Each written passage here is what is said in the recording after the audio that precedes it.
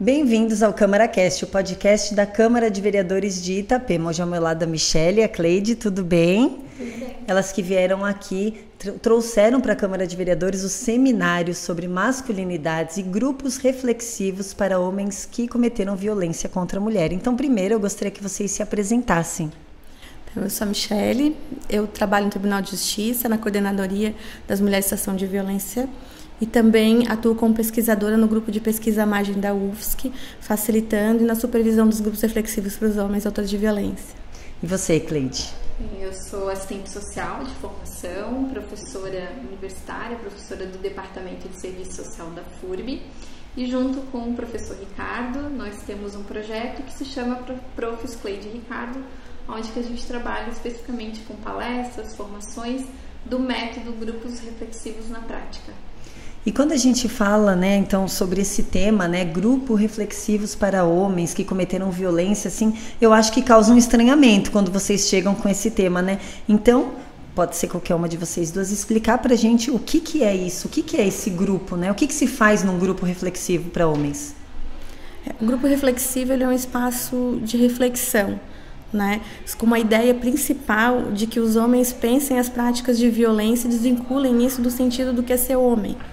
Então, quando a gente fala que vai trabalhar com os homens, a gente tem críticas dos dois lados. Tem um grupo que pensa assim, nossa, vai trabalhar com o agressor, como assim, que não vai falar para proteger as mulheres? E tem um grupo que acha que vai passar pano para os homens. Uhum. Então, e aí é importante a gente falar que quando a gente conversa com os homens autores de violência, também é uma forma de enfrentamento da violência contra as mulheres. E eles entendem isso? Eles entendem essa violência, o tamanho da violência que é cometer isso contra a mulher? No início, nem sempre, É um processo. Como o próprio nome fala, grupos reflexivos, é a possibilidade dele também ressignificar quem é ele enquanto homem nessa sociedade e também entender o próprio ato da violência que ele cometeu contra a parceira, a companheira e também contra ele mesmo enquanto homem. Então é um processo que vai depender de cada homem. Tem homens que têm um processo mais rápido, outro mais longo, porque cada um tem o seu tempo também, de processamento, de amadurecer e também de de fazer esse processo de reconstrução. Mas de antemão, assim, muitos chegam muito na defensiva, tipo, mas eu não cometi nada, eu não fiz nada. Então essas falas são falas bem comuns, assim, dos homens quando chegam para iniciar, os grupos reflexivos. Que já vem enraizado ali dos pais, dos avós, Sim. Sim.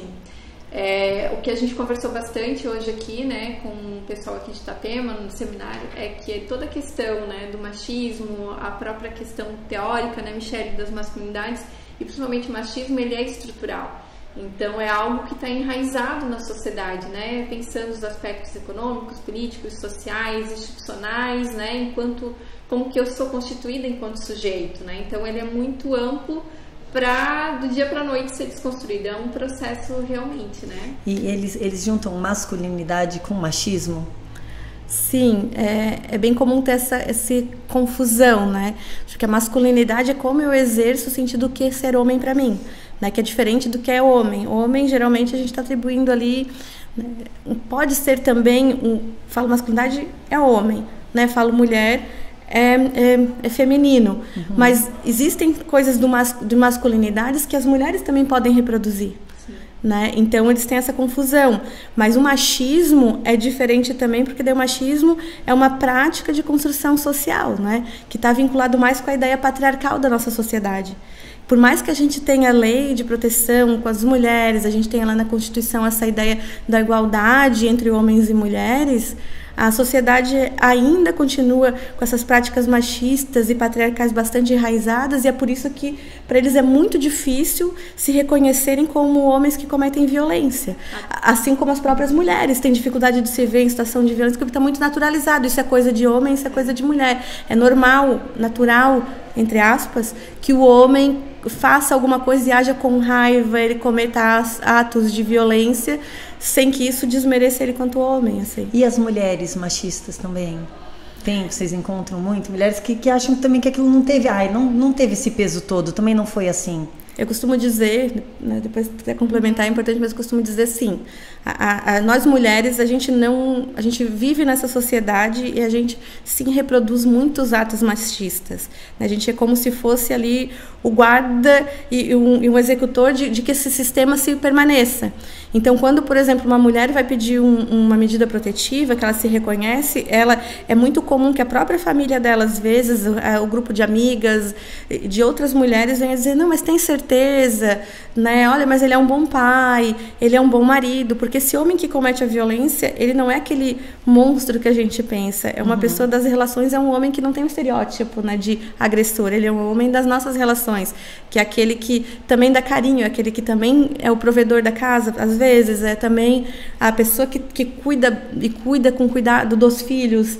Então, é toda uma confusão, assim. Então, é muito difícil, tanto para as mulheres, às vezes, reconhecerem que estão numa situação de violência e aceitarem quando ela vai fazer uma denúncia, porque ele não é aquele monstro, ele não é um criminoso na cabeça delas, né?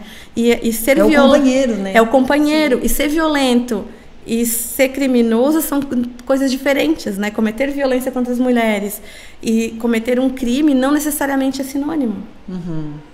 Até porque a própria, né, lógica do machismo e como que nos afeta enquanto mulheres também, porque a gente também é uma construção social.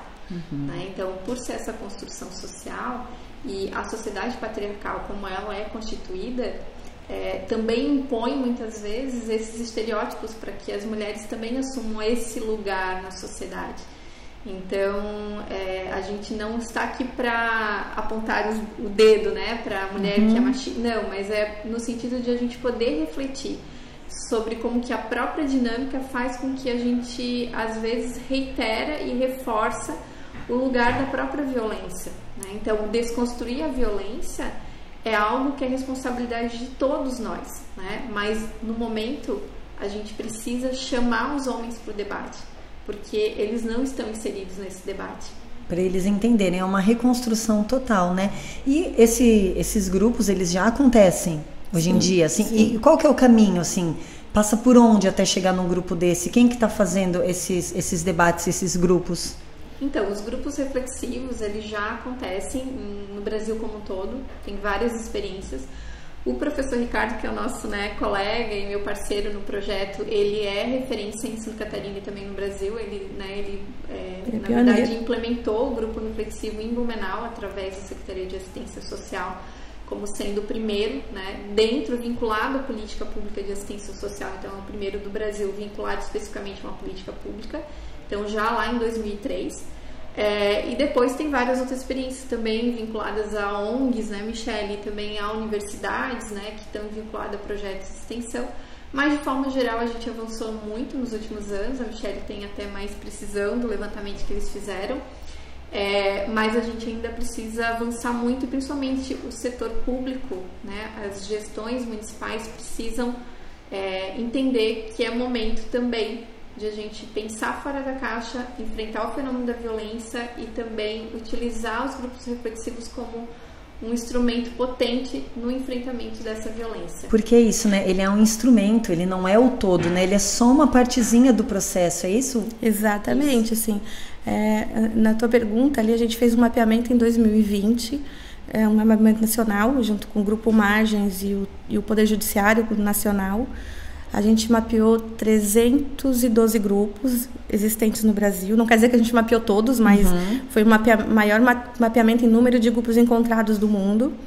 E agora, em 2023, depois que a gente fez esse mapeamento, a gente trabalhou juntos, o professor Ricardo junto também, né? A gente desenvolveu critérios e recomendações mínimas para que esses grupos com homens autores de violência aconteçam, né? E aí a gente começou esse processo de sensibilização e de formação. E agora, em 2023, nós repetimos o mapeamento e a gente encontrou 498 grupos. Um aumento significativo. Bastante, né? Mais de quase 60%. Em Santa Catarina, a gente tinha encontrado 31 e agora 43. Então, agora a gente tem trabalhado nessa interiorização dos grupos. E esses homens, nesse projeto que a gente tem dos grupos para homens autores de violência, via de regra, esses homens vêm encaminhados pelo sistema de justiça, principalmente ali no momento da medida protetiva, de urgência. E é por isso que muitas vezes vem esse momento de revolta dos homens, de que como assim, eu não cometi, é difícil eles reconhecerem algumas violências, porque a física é fácil de reconhecer, mas outras nem sempre. A psicológica, né? Mas existem também outros tipos de grupo, que não é o objeto do nosso trabalho, mas é que a gente chama de grupos de masculinidades, que também se dispõe a discutir outras formas de ser homem que não vinculadas à violência e comportamentos de risco, mas daí eles são voluntários, aí são homens que se reúnem para discutir isso. Tem esse processo reflexivo também, muitas vezes, mas aí não é o nosso campo que a gente está trabalhando agora, né? E aí teve até esse assunto aqui, né? E o homem, ele deixa de ser machista, né? Vocês têm esse desejo, né? Isso acontece ou não? Ele deixa de ser agressivo, né? E o machismo está enraizado. Então, até o professor Ricardo fez uma fala nesse sentido também hoje aqui, nessa tarde. Que bom seria, né? Que todo homem que frequentasse os grupos reflexivos deixasse de ser machista. Mas a gente sabe que isso não é uma realidade, né? Nós também, enquanto mulheres, enfim, a gente tem que estar o tempo inteiro também, né, vigilante, porque é muito fácil, né? A gente é uma linha muito tênue no sentido da gente reforçar o machismo, né? Pela própria dinâmica societária que a gente vive. Então, não, ele não vai sair de lá não sendo machista, mas ele vai, de forma significativa, impactar na forma como ele vai olhar para essa realidade, como ele constrói as relações. E tem já dados que mostram um número significativo de homens que frequentam, que não voltam mais a cometer, né, atos de violência contra as companheiras, que chega até o judiciário ou uma medida protetiva, né? Como tudo é uma construção, né? São passos de formiguinha para que realmente as pessoas comecem a pensar sobre isso, né? Porque eu imagino que muitas pessoas nem pararam para pensar, né, nesse lado do não, esse homem também precisa ser tratado, né? É como se fosse um grupo de terapia. Não. Ou não? Não é. Tá. Isso que eu acho que é importante, né? Muito claro, importante, porque parece. Assim, ao contrário, ele não é terapia, ele não é tratamento. Porque quando a gente trabalha com essa perspectiva do tratamento, é como se fosse algo biológico. E ao contrário, é uma construção, um construto dessa sociedade. Então significa que eu não nasci assim. Eu fui construído. Eu aprendi dessa forma. Ser homem dessa forma, eu me tornei mulher, né? E tenho as minhas relações com as outras pessoas dessa forma. Então, não é tratamento e não é terapia. Na verdade, a proposta do grupo reflexivo é possibilitar que esse homem possa se reconhecer enquanto homem e refletir sobre as suas ações e também ser responsabilizado pelos seus atos, né? Então, não é passar a mão na cabeça, mas sim dar voz, acolher, e que ele entenda que ele pode ali naquele momento ser ele na sua essência. Ele pode chorar, ele pode falar o que ele pensa, ele não vai ser julgado, ele não vai ser reprimido, e ele vai ter a possibilidade, através, né, de instrumentos, de metodologias de trabalho dos facilitadores, dele também se repensar enquanto homem nessa sociedade. Quem que conduz? Quem são esses facilitadores?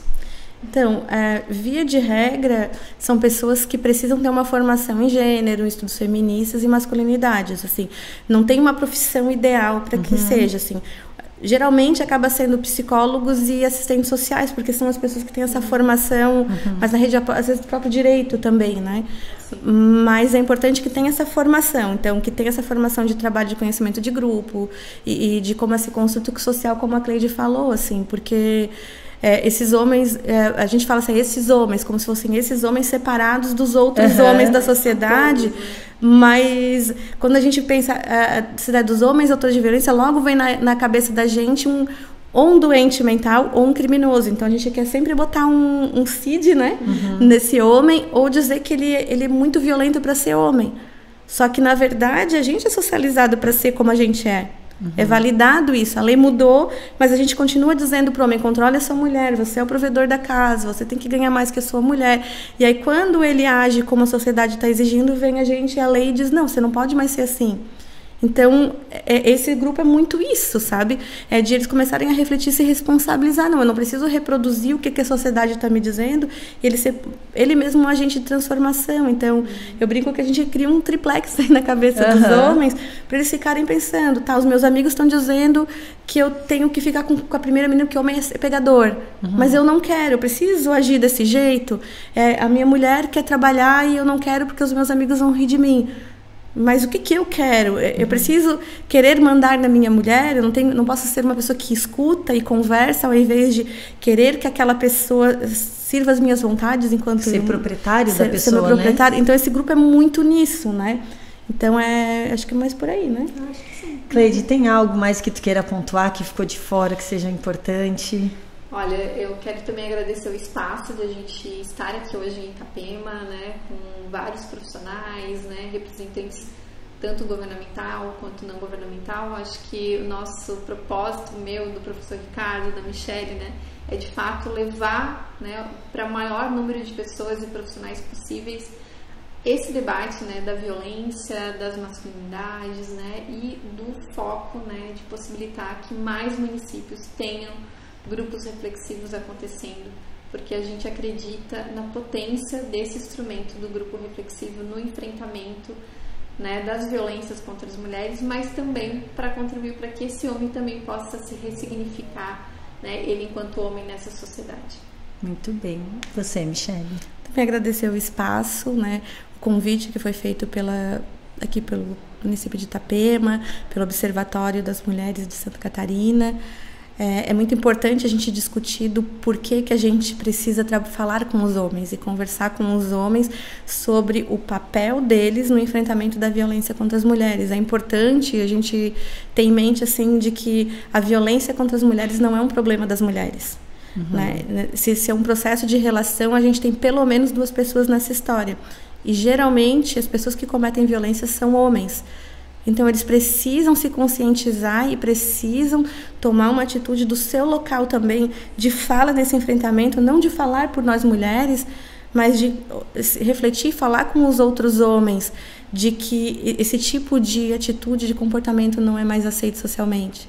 É um bom exemplo, né? Isso, porque os homens, eles até ouvem o que a gente fala, mas eles não aprenderam a escutar a gente. Eles se preocupam muito com a opinião dos outros homens. Eles crescem, né, como diz a Valesca, né, a Zanello, né, eles crescem, as mulheres são educadas e a gente cresce para amar os homens. E os homens crescem a ser educados para amar o resto do mundo, né? Uhum. Parece que eles estão muito mais preocupados, né, com o que os amigos vão falar, Isso. realmente, com o que a sociedade vai pensar deles, do que realmente com esse relacionamento ali dentro da sua casa, né, que todos estejam bem e felizes, né? Sim, porque é uma vigília constante, Sim. né, do que como a gente tem que exercer os nossos papéis sociais enquanto mulheres e como homens.